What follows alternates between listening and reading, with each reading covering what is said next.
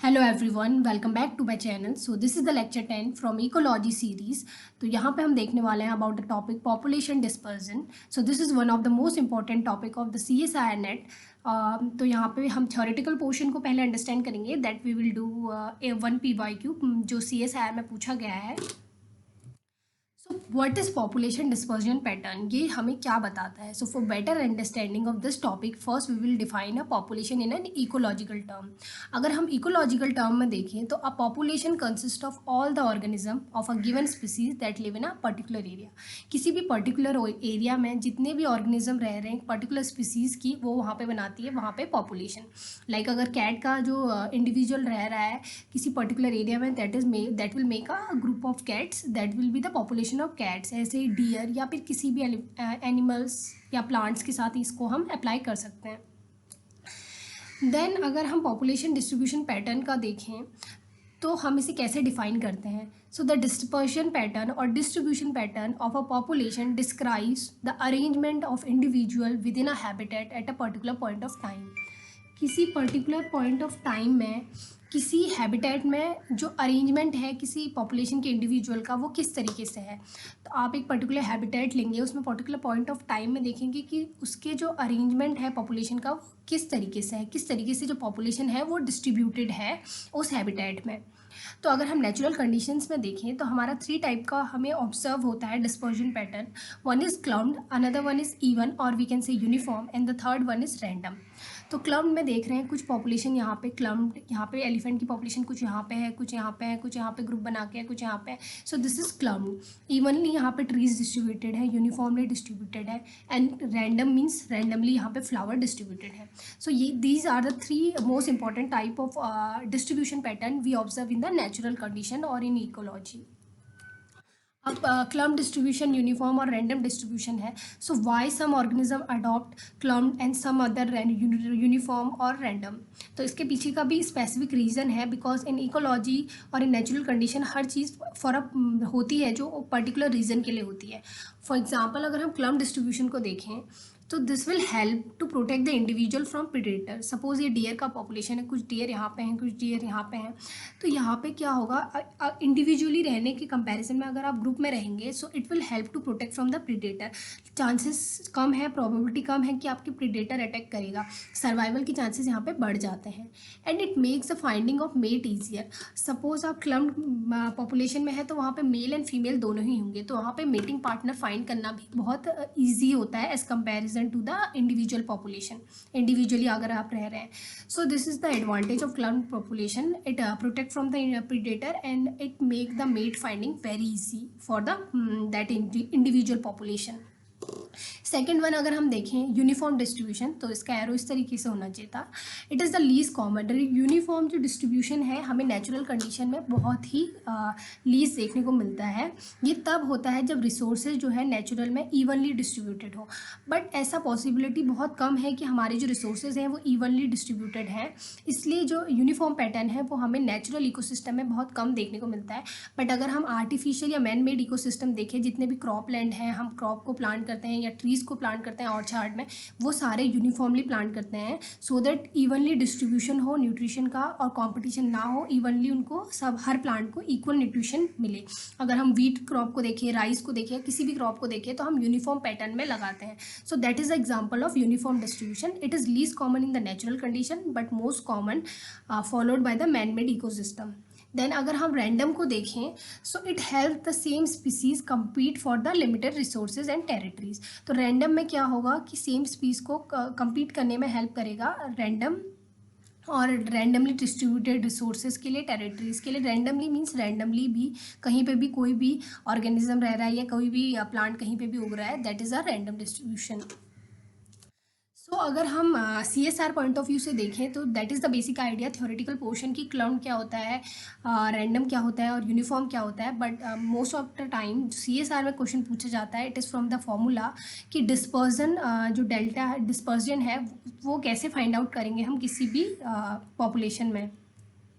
तो डिस्पर्जन का simple formula होता है variance upon mean. So variance is मतलब कि कोई पॉपुलेशन कितना डेविएट कर रही है अपने original so here we have to calculate the dispersion delta हम अगर कैलकुलेट करते हैं, the formula is variance upon means. तो अगर हम वेरिएंस को देखें कि कोई भी चीज़ अपने ओरिजिनल कंटेंट से या ओरिजिनल क्वालिटी से कितना डिफरेंट है, कितना डाइवर्ज हुआ है, दैट टेल्स, तो वेरिएंस के थ्रू हमें ये पता चलता है। So variance mainly tell us about the variation. अगर हम मीन को देखें तो मीन, आई होप सभी मीन के साथ फैमिलियर होते हैं। मीन मीन्स टोटल सम कर दें डिवाइडेड बाय टोटल वैल्यू की कितना टर्म्स हमारे पास था। सो आपको कैलकुलेट करना है डिस्पर्जन डेल्टा, जिसका फॉर्मूला है वेरिएंस अपॉन मीन। अगर आपका रेशियो जो है वेरिएंस अपॉन मीन का 1 आता है, ग्रेटर देन 1 आता है और लेस देन 1 आता है, तो 3 डिफरेंट सिनेरियोज हो सकते हैं। तो अगर आपका वेरिएंस अपॉन मीन का जो रेशियो है अगर वो 1 आ रहा है, that will represent a random dispersion distribution pattern. अगर आपका जो वैल्यू है डिस्पर्जन पैटर्न का ग्रेटर देन 1 आ रहा है और लेस देन 1 आ रहा है, देन अगर डिस्पर्जन वेरिएंस और मीन का रेशियो अगर लेस देन 1 है, it will represent the uniform pattern. अगर जो डिस्पर्जन है वेरिएंस अपॉन मीन का रेशियो ग्रेटर देन 1 है, it will represent the clump population. तो इस तरीके से आपको वैल्यू पुट करनी है किसी भी पॉपुलेशन की, वेरिएंस अपॉन मीन का, उसका रेशियो देखना है। It will tell you about किस तरीके का डिस्ट्रीब्यूशन पैटर्न वो फॉलो कर रहा है। So this is the calculation part. अब हम इस पर बेसिक क्वेश्चन देखेंगे जो CSIR में पूछा गया है। So this was the question which was asked in June 2016 CSIR, जिसमें यहाँ पे आपको species A, B and C के लिए मीन एंड वेरिएंस की वैल्यू दी गई है।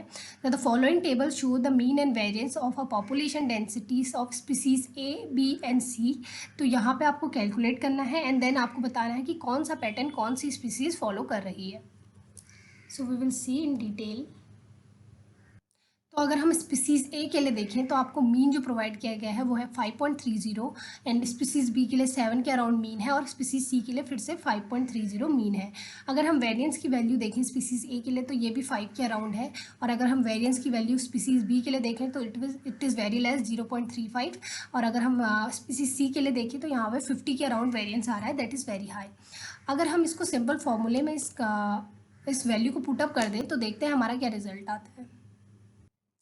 So for species way A dispersion अगर हम डेल्टा को कैलकुलेट करेंगे तो वेरिएंस जो है हमारा 5 है और मीन हमारा 5 है, तो अगर हम इसे डिवाइड करेंगे तो it will give us value जो है 0.952, so that will be equal to 1। Similarly अगर हम स्पीसीज बी के लिए देखें तो यहाँ पे जो वेरिएंस है वो 0.35 है और 7 जो है मीन वैल्यू है, तो हम डिवाइड करेंगे it will be less than 1। वैसे ही स्पीसीज सी के लिए हम डिवाइड करेंगे, सो 50 divided by 5 it will give us around 9.52, that is greater than 1।